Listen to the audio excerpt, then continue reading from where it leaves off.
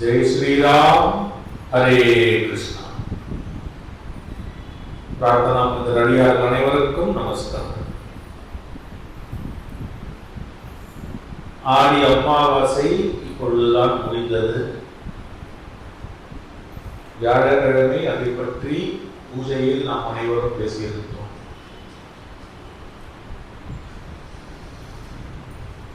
இந்துக்களாகிய நமக்கு பித்ருகள் சம்பந்தமான விஷயங்களில் நேரடியாக ஒரு தொடர்பு நமக்கு இருக்கும் நாள் ஆடி அமாவாசை. அடுத்தது நம்மளுடைய நேரடி முன்னோர்கள் இல்லாம மற்ற எல்லா முன்னோர்களுக்கும் தொடர்பு ஆலய அமாவாசை இல்லையா? குருமார்களோடு தொடர்புடைய கொள்ளும் நாளும் ஆலய அமாவாசை தான்.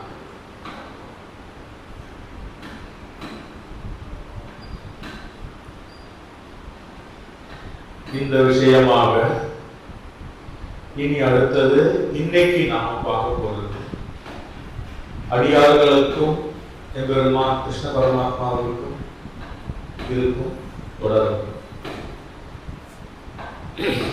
நான் பல முறை சொல்லியிருக்கிறேன்,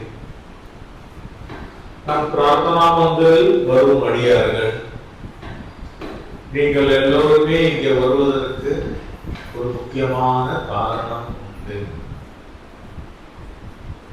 ஏதோ வந்தோம் பிரார்த்தித்தோம் போனோம் என்று இங்கே இருக்காது.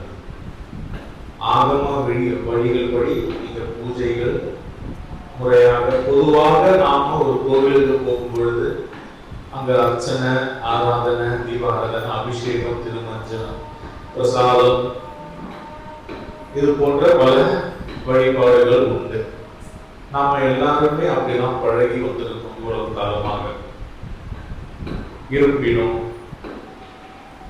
பிரார்த்தனா மந்திர அடியார்கள் வரும் பொழுது அர்ச்சனை எல்லாம் கிடையாது, அபிஷேகம் எல்லாம் கிடையாது. இந்த நேரத்துக்கு தான் கொரோனாவுக்கு அப்புறம் இந்த நேரம் தான் அந்த நேரம் தான். அதுக்கு முன்ன எப்ப வேணா வரலாம், சாமியை பார்க்கலாம், போகலாம். ஆனால் இங்கே நமக்கு எப்படிலாம் தெரியாது. ஒரு எம்பெருமான உத்தரவு அருள்வாக்கு நேரடியாக நமக்காக வழங்கும் இடம் இல்லையா?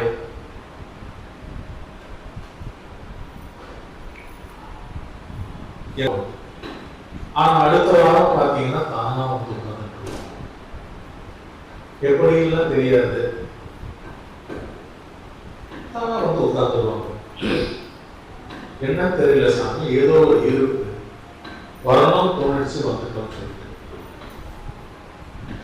இதைதான் ஆன்மீகத்தில் இரண்டு வாக்கியங்கள், இணைப்பு, தொடர்பு என்று நாம் சொல்லுவோம்.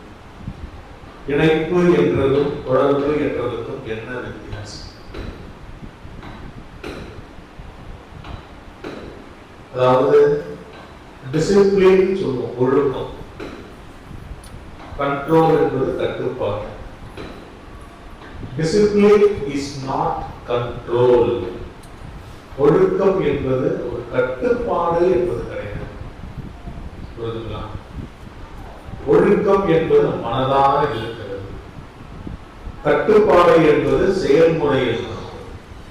கட்டுப்பாடா இருக்கிறவங்க ஒழுக்கமா இருக்கணும்னு அவசியம் கிடையாது, ஒழுக்கமா இருக்கிறவங்க கட்டுப்பாடா இருக்கணும்னு அவசியம் கிடையாது. இதை நாம் முதலில் புரிந்து கொள்ள வேண்டும். இதன் வித்தியாசம் தெரிஞ்சால்தான் இணைப்பும் தொடர்பும் இரண்டு முக்கியமான பதில்கள். அந்த கேள்விக்கு உண்டான பதில் எல்லா அடியார்களுக்கும் கண்டிப்பாக தெரிய வேண்டும். தொடர்பு என்பது நீங்கள் எல்லோருமே, நான் இதை பலமுறை சொல்லியிருக்கேன், உங்களுக்கு எல்லாருக்குமே தெரியும். நம் குருநாதர் இங்கே இருந்தார். பல அடியார்கள் அவரிடம் மனதாக பல விஷயங்கள் அவரோடு பேசிக்கொண்டும் அதற்கு வேண்டிய விஷயங்களை அவர்களை கேட்டு சாமிக்கு உத்தரவு வாங்கி நீங்கள் உங்கள் வாழ்க்கையை நடந்து கொண்டிருக்கிறீர்கள். எம்பெருமான் திருவுள்ளம், எம்பெருமான் அவர்கள் திருப்பாதங்களை எம்பெருமான் குருநாதர் சரணடைந்த பிறகு அடியார்கள் வரும் பொழுது நல்லா கவனிச்சிருப்பீங்க. இங்கே அடுத்து அமர்ந்து இருந்த ஒருவர் உங்களை யார் என்றும் எதுவென்றும் முழுமையாக தெரியாமல் இருந்தால் உங்களுக்கு வேண்டிய விஷயங்கள் நடந்து கொண்டும் நீங்க அங்கே எங்க விட்டீங்களோ அங்கிருந்து அப்படியே தொடர்பா வந்துட்டே இருந்தது இல்லையா? நல்லா யோசிச்சு பாருங்க. ஏன்னா சரீர ரீதியா லௌகிக ரீதியா நான் யாருக்கையும் ரொம்ப அதிகம் பேசுறது இல்லை. எந்த ஹரே கிருஷ்ணா சொல்லுவேன், பிரசாதம் பரிமாறுவேன், நான் கூட நிறுத்திட்டேன், வேற எதுவும் பேசிக்க. நீங்கள் எல்லோரும் பேசிக் கொண்டிருந்தது குரு என்று இங்கே ஒருத்தர் இல்லையா? தொடர்பு. இந்த தொடர்பு அடுத்தது இங்கே யார் இருந்தாலும் அவரோட தொடர்பு. இந்த தொடர்பில் எந்த மாறுபாடும் இல்லை. நாம் எங்கே விட்டோமோ அது தொடர்ந்து கொண்டே இருக்கிறது. ஆனால் இன்னொரு விஷயம் இருக்கு. இந்த தொடர்பு நாம கேட்கறதுக்கு உண்டான பதில் வரும்பொழுது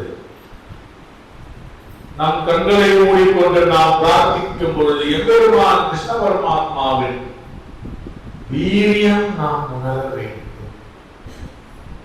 அதற்கு பேர் தான் இணைப்பு. அந்த இணைப்பு என்பதற்காக தான் நம் குருநாதர் நமக்கு உபதேசித்த கோவிந்த நாம ஜபம். இந்த பஜனையில் அமர்ந்து கொண்டு இருப்பது கூட்டு பிரார்த்தனையில் நாமே சேர்த்துக் கொண்டிருக்கிறோம். இந்த இணைப்பு இருக்கும் பொழுதுதான் அந்த ஆசீர்வாதம் நமக்கு சரியாக அமையும். இந்த ஆசீர்வாதம் இருக்கும் பொழுதுதான் கிருஷ்ண பரமாத்மா தரும் பொருளை முழுமையாக நாம் ஏற்க முடியும். தொடர்பு இருந்துச்சுன்னா ஒரு வேலை முடிஞ்சிடாது. நல்லா தெரிஞ்சுக்கிட்டோம். வந்தோம், உட்கார்ந்தோம், போனோம், அப்படி தொடர்போடு இருந்துதான் எல்லா வேலையும் முடியாது. எப்பொழுதும் நான் அதனால்தான் அடியாருக்கு சொல்றேன், இங்க வந்தீங்கன்னா முழுமையாக உங்களை ஈடுபடுத்திக் கொள்ளுங்கள். பஜனையிலும் கூட்டு பிரார்த்தனையிலும் சொற்பொழிவுகளிலும் உங்களை முழுமையாக ஈடுபடுத்திக் கொள்ளுங்கள். எங்கே அந்த இணைப்புக்கு வேண்டியான ஒரு பாக்கியம் எப்படி வரும் என்று நமக்கு தெரியாது. ஏனென்றால் நான் முன்னே சொன்னதுதான், நம்ம இங்கே கூடியிருக்கும் அடியார்கள் ஒரு இடத்துல இருந்து வரும். நம்ம வீட்டுக்கிட்டையும் சரி, நமக்கு தெரிஞ்சவங்க சொன்னாலும் சரி, சக்தி வாய்ந்த கோயில்கள் பல இருந்தாலும் நாம் இங்கே அமர்ந்து கொண்டு இருக்கும் போது நம்மை அறியாத ஒரு பந்தம் இந்த இடத்தோடு இருக்கும். சரீரத்தில் இருக்கும் ஆத்மா ஜீவாத்மா. இந்த ஜீவாத்மா அந்த பரமாத்மாவோடு இணையும் இடமாக இது. நான் முன்னே சொல்லி இருக்கிறேன், நம் குருநாதர் சொன்னதுதான், இந்த ஸ்தாபனத்தை குருநாதர் முழுமையாக எம்பெருமான் கிருஷ்ண பரமாத்மாவுக்கு ஒப்படைத்துள்ளார்.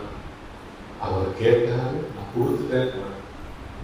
நாங்கெல்லாம் கேட்டிருந்தோம், அப்பா உங்களுக்கு கீழே தான் வேணும் கோயிலுக்கு, மேல நாங்க பில்டிங் கட்டிக்கிறோம், மேலாம் பில்டிங் கட்டி வச்சுக்கிறோம், ஏதோ வாடகை வரும், உனக்கும் காசு கொடுத்துடுறோம், இஎம்ஐ போட்டுடுறோம், வாடகை காசுல லோன் கட்டிக்கலாம், இடம் ஃபுல்லா கட்டி. ஏன்னா பக்கத்துல நீங்க பாக்குறீங்க அடியாருமே, எல்லாமே பில்டிங் எல்லாம் எழுப்பிடிச்சு எல்லாம் பெருசாயிடுச்சு.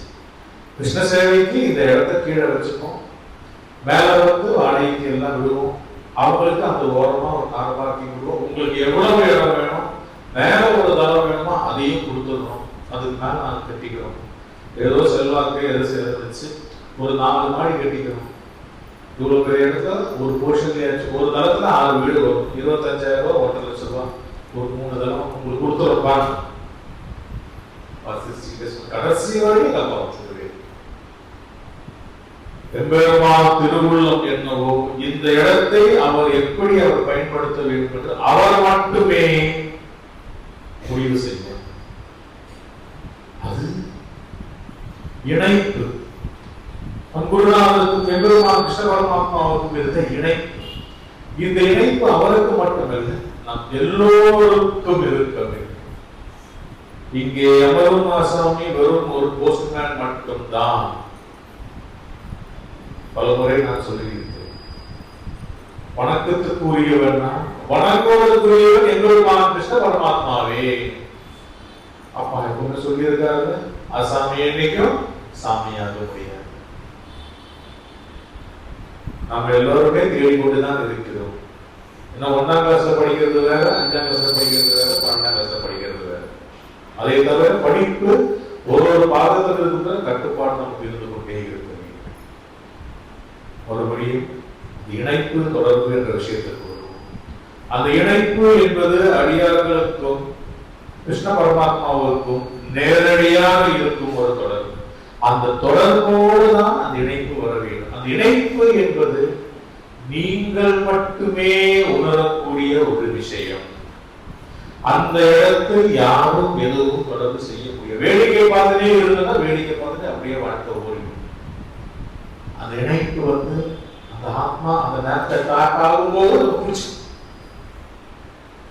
உத்தங்கர் என்ற ஒரு மகா முனிவர் இருந்தார். உத்தங்கர் அவருடைய தவ வலிமை பயங்கரமானது, அதிபயங்கரமான கிருஷ்ண பக்தர். தவ வலிமை அவருடைய முக்கியமான வேலை என்னன்னா, ஊரெல்லாம் போய் கிருஷ்ண பரமாத்மாவை பத்தி பிரச்சாரம் செய்வாரு. தவ வலிமை எப்பொழுது வேண்டுமானாலும் யாருடைய பிரச்சனையா இருந்தாலும் நேரடியாக கிருஷ்ண பரமாத்மாவை கேட்டு அங்கு பதில் சொல்லிக் கொடுப்பார், கிளம்பிடுவார். ஒரு முறை கிருஷ்ண பரமாத்மா நேரடியாக உத்தங்கா, உன்னுடைய சேவையை நான் மகிழ்ந்தேன், ஏதாவது ஒரு வரம் கேளு.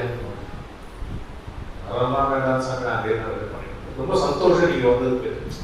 அதெல்லாம் முடியாது, ஏதோ ஒரு வரம் கேளு. எனக்கு நீ இவ்வளவு செய்யும் போது அவங்களுக்கு ஏதாவது செய்ய வேண்டாமா? கிருஷ்ணா, நான் ஒரு 4 நாளா போறேன், எங்கேயோ போறேன், தாக எடுத்தா தண்ணி மட்டும் எனக்கு ஏதாவது கிடைக்கிறதுக்கு ஒரு ஏற்பாடு பண்ணா போதும், வேற எதுவும் எனக்கு வேண்டாம், இது மட்டும் எனக்கு கிடைச்சாலே போதும். வரம் அளித்தேன், ஆனால் நான் எப்படி வேணாலும் தண்ணியை கொடுப்பேன், அது நீ ஏற்றுக்கணும், நீ புரிஞ்சுக்கணும். சரி, இது தொடர்பு. கிருஷ்ண பரமாத்மா தொடர்புல அவர் வரம் கொடுக்கிறாரு, எல்லாம் கரெக்ட். இப்படியே காலங்கள் சென்று கொண்டு இருக்கும் போது ஒரு முறை உத்தங்கர் பாலைவனமாக சென்று கொண்டு இருக்கும் பொழுது பயங்கர தானம் இருக்கும் பொழுது அவருக்கு அப்பதான் ஞாபகம் வருது, கிருஷ்ண பரமாத்மா கூட சொல்லி இருந்தாரு. ஏன்னா அந்த முனிவர்கள் சரி இந்த மாதிரி அடியார்களுக்கு சேவை செய்து கொண்டு இருக்கும் போது பொதுவாக அவர்களுக்கு ஒரு பிரச்சனை இருக்கு. முழுமையாக தன்னை அடியார்களோட சேவையில் ஈடுபடுத்திக் கொண்டே இருக்கும் பொழுது அவர்களுக்கு கிடைத்த பலன்களை அவர் பெரிதாக பயன்படுத்த மாட்டார்கள், மறந்து விடுவார்கள். இறை சேவையிலேயே தன்னை மூழ்கடித்துக் கொண்டு போகும்போது, ஏன்னா அந்த ஞாபகம் வந்துடுச்சுன்னா அடியார்கள் உதவுவதை நிறுத்தி அவர்களை வளர்த்து கொண்டு போய் விடுவார்கள் பொதுவாக. அதனாலதான் ஒரு கடைசி காலகட்டத்தில் நிறைய ரிஷிமார்கள் குருமார்கள்லாம் முழுமையாக சாந்தம் அடைந்து அப்படியே அடங்கிடுவோம். ஏன்னா அதற்கு மேல அவங்க உத்தரவு அவர்களை வளர்த்துக் கொள்ள. இதே போல் உத்தங்கர் திடீர்னு அப்பதான் அவர் ஞாபகம் வரும், ஆமா கிருஷ்ண பரமாத்மா சொல்லி இருந்தாரே சொல்லும்போது அந்த வரலாறு கிருஷ்ண பரமாத்மாவை கேட்டு அந்த வரம் கேட்ட உடனே கிருஷ்ண பரமாத்மா கேள்வி போனோம், உத்தங்கா உனக்கு இவ்வளவு நாள் கழித்துதான் எனக்கு ஞாபகம் வந்துதான், நீ எவ்வளவு கஷ்டங்கள் எனக்காக செய்யப்படுகிறார், இத்தனை காலம் பொறுத்துதான் உனக்கு ஆசை வந்ததை என்ன கேட்கணும்னு ரொம்ப சந்தோஷப்படுங்க. வரம் இருந்தும் நீ பயன்படுத்தாமல் இருந்தாயே, உங்களுக்கு நான் என்ன பண்றேன்னா அமிர்தத்தையே அனுப்பிடுவேன்னு சொல்லிட்டு உடனே இந்திரா புத்தங்க தாகமா இருக்கான், போ அவனுக்கு அமிர்தத்தை கொடு, அவனுக்கு வைத்து கொடு. இந்திரன் கேட்பாரு, தேவர்களுக்கு மட்டுமே என்பது மனிதர்கள்லாம் கொடுத்து சொன்னீங்கன்னா எப்படி சாப்பிடுது? இது எங்களுக்கு இருக்கிறதாச்சு, நீங்க எல்லாருமே இந்த மாதிரி எல்லாம் உங்களுக்கு யாரெல்லாம் உங்களோட தொடர்பு இருக்காங்க எல்லாருக்கும் அமிர்தம் கூட அமிர்தம் கொடுன்னா அப்புறம் நாங்க என்ன பண்றதுன்னு போது சொல்வதை செய் புரியுது. ஆனால் எம்பெருமானே ஒரு விண்ணப்பம்,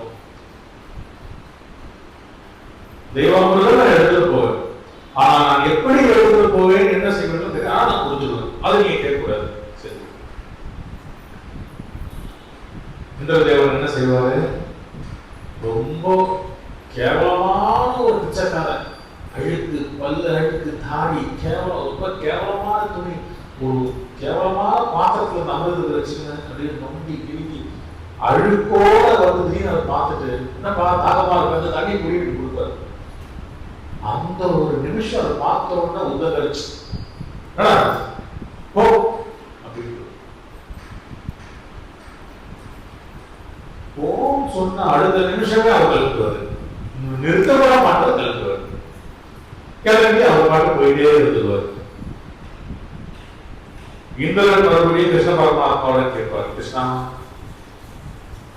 இதே போன்று கைங்கரியம் செய்யும் ஒரு அடியார் இங்கே இருக்கிறார், எனக்கு அது ஞாபகம் வந்தது, சரி போ நீ போய் கேளுன்னு சொல்வாரு. அவர் போயிடுவார். அவர் யார் என்று பரமா சொல்ற ஒருவர் அந்த வரன் பெற்று சிரஞ்சீவியாக வாழ்ந்து கொண்டிருப்பவர் ஒரு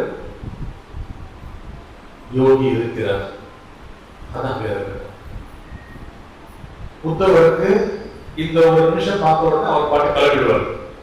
கிளம்பி அவருக்கு ஒரு கோபம், கிருஷ்ணரை என்ன கேட்டேன், தண்ணி ஒண்ணு கேட்டதுக்கு அவருக்கு இது எதுக்கு அவர் வரம் தரணும் சொல்லிட்டு அவர் பாட்டு கிளம்பி எப்படியோ சேர்ந்துறாரு. பக்கத்துல ஊர்ல போய் தண்ணி குடிச்சிருக்காரு, போயிருக்காரு.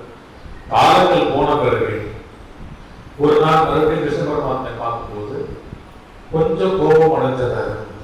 ஏன்னா கிருஷ்ணர் கேட்பாரு, என்ன உதவா இன்னும் இங்கேயே இருக்கேன், தண்ணி குடிக்கிறியா அன்னைக்கு கேட்ட, நீ சொன்னதெல்லாம் கரெக்ட், ஆனா நீ எவனோ ஒருத்தவன் தான், என்ன உத்தகா, நான் உனக்காக தெய்வாமிரதம் அனுப்பி வச்சேன், அதை போய் தட்டி கெடுத்துட்டேன்னு பதில் வரும். அந்த இணைப்பு இல்லாததால் அந்த காரணம் தான்.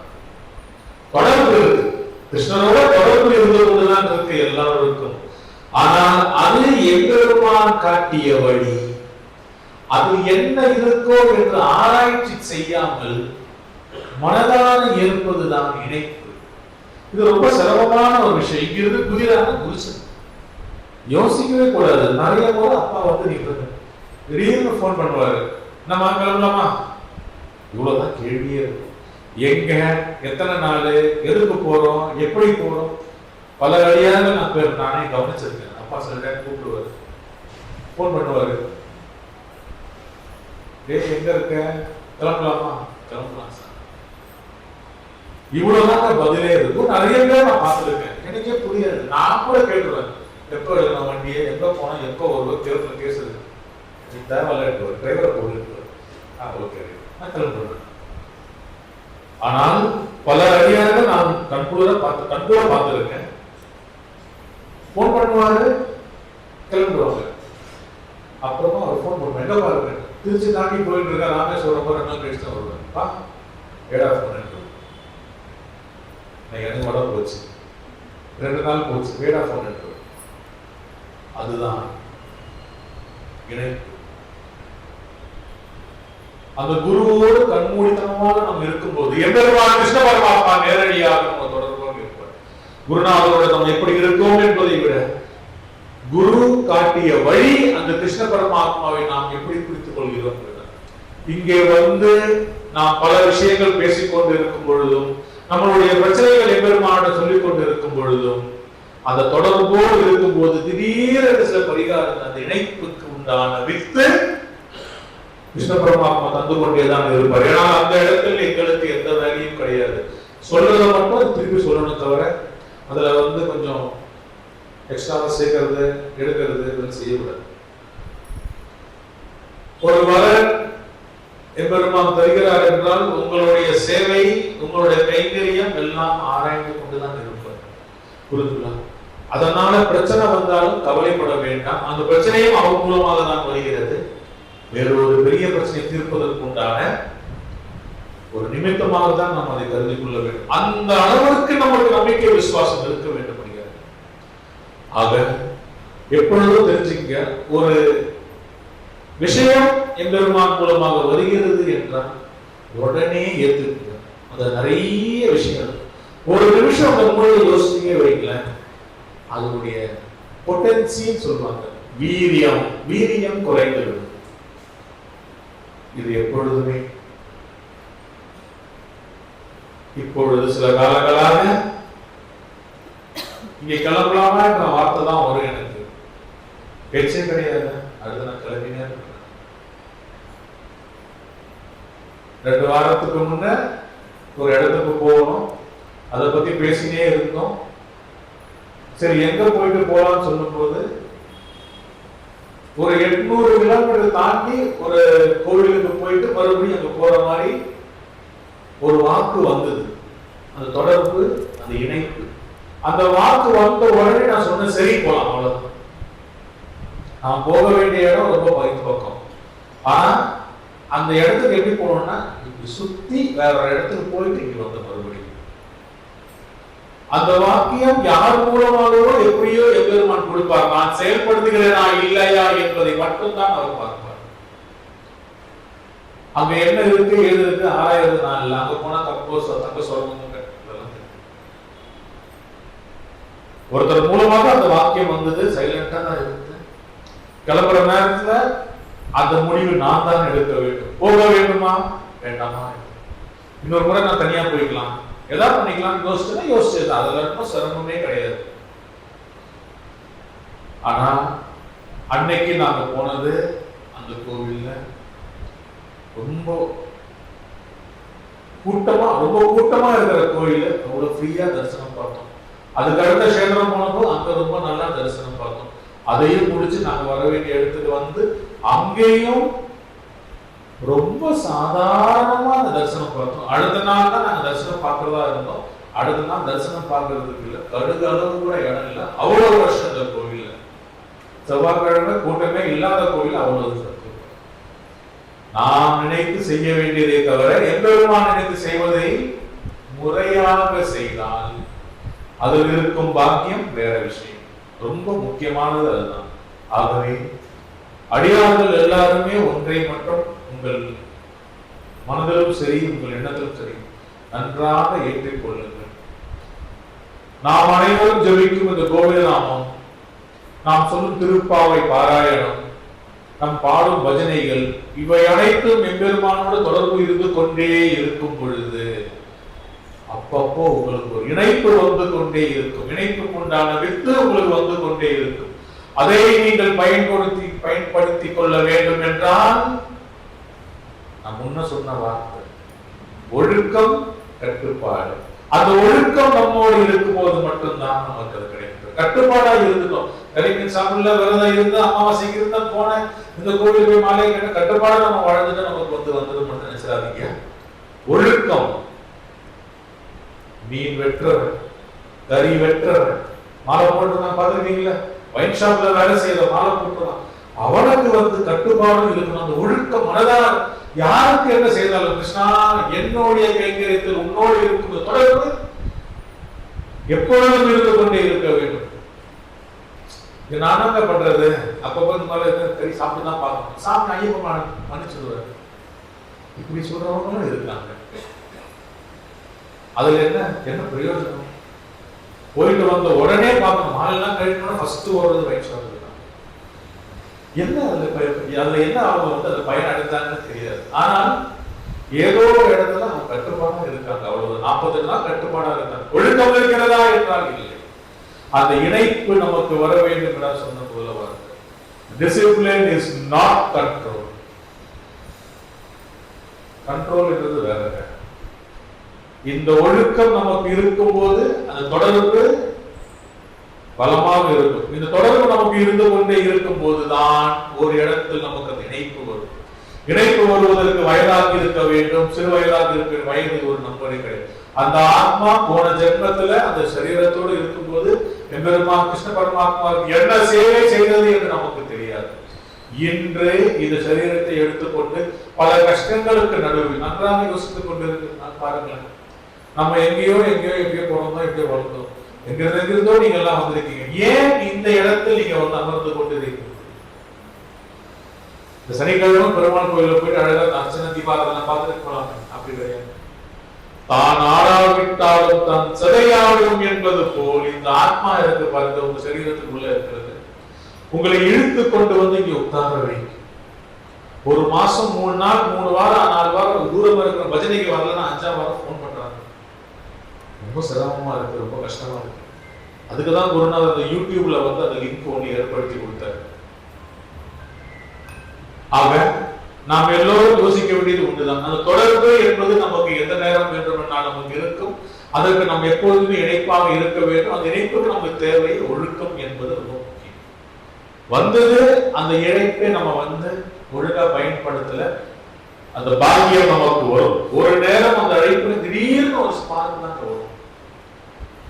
இங்கே அமர வேண்டும் என்பது ஒரு நாளும் என் நோக்கம் இல்லை, யோசனை.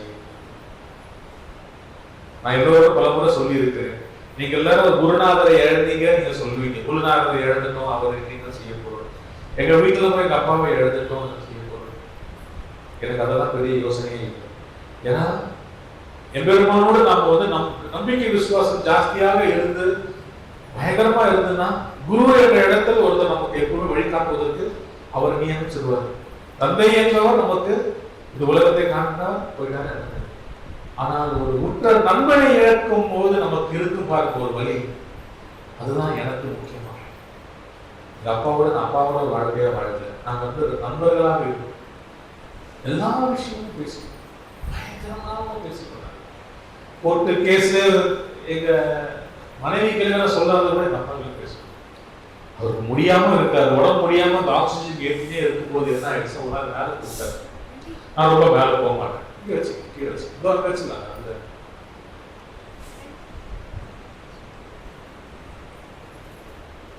மேல கூப்பிட்டுட்டு ஒரு பேப்பர் திருப்பினார். இந்த 8 அழகிகள் கைதுன்னு சொல்லிட்டு அந்த விஷயம் இருந்தது. அது அந்த பெண்கள் வந்து அந்த சின்ன தகாத இதில் இருந்ததால போட்டோவோட போட்டிருந்தாங்க. யாரு சொன்னாமா, நான் தான் பெயில் எடுத்தேன். இல்லடா மூஞ்செல்லாம் ஒழுங்கா தெரியல, நீ ஆச்சுன்னா செல்ஃபியோட எடுத்துருப்பேன், நான் கொஞ்சம் பார்த்து சொல்லி விட்டுருப்பேன். அது போன்ற உறவு இழந்து அந்த இழப்பு தான் ரொம்ப ஜாஸ்தி. யாரிடமும் பெருசாக அந்த மாதிரி பேசிக்க முடியாது. இருந்தாலும் ஒரு நாள் பிறந்தோம், ஒரு நாள் இறந்தோம், இதை தவிர்க்க முடியாது என்பது நாம் எல்லோரும் உணர்ந்து கொள்ள வேண்டும். வாழும் காலம் வரை எம்பெருமானை எப்படி பற்றி கொண்டோம் என்பதில் உண்டான நெட்வொர்க் தான் இப்ப நான் உங்களுக்கு சொல்லிக் கொடுத்தது. எம்பெருமான் இருக்கும் தொடர்பு, இந்த தொடர்புல இருக்கும் இணைப்பு, அந்த இணைப்புக்கு வேண்டியது ஒழுக்கம், கட்டுப்பாடு அல்ல அடியார்களே, ஒழுக்கம். நன்றாக ஏற்றுக்கொள்ளுங்கள்.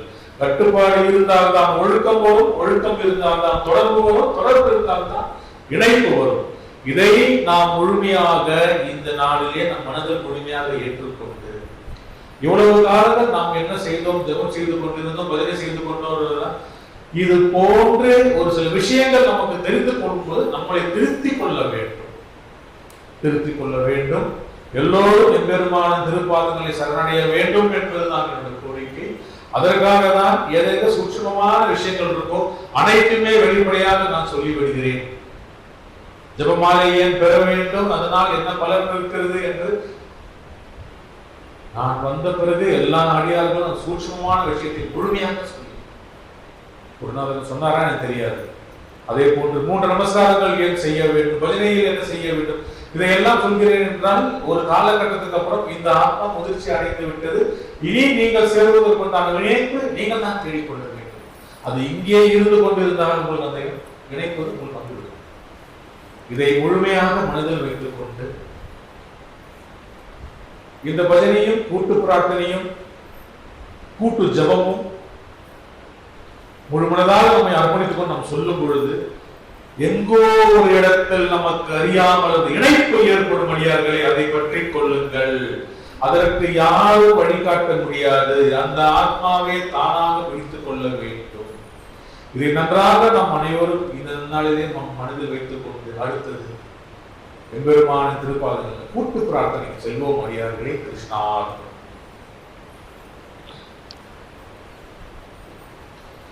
ஹரே கிருஷ்ணா. அடுத்தது கூட்டு பிரார்த்தனை. யார் யார் என்னென்ன பிரச்சனைகளுக்காக நம்ம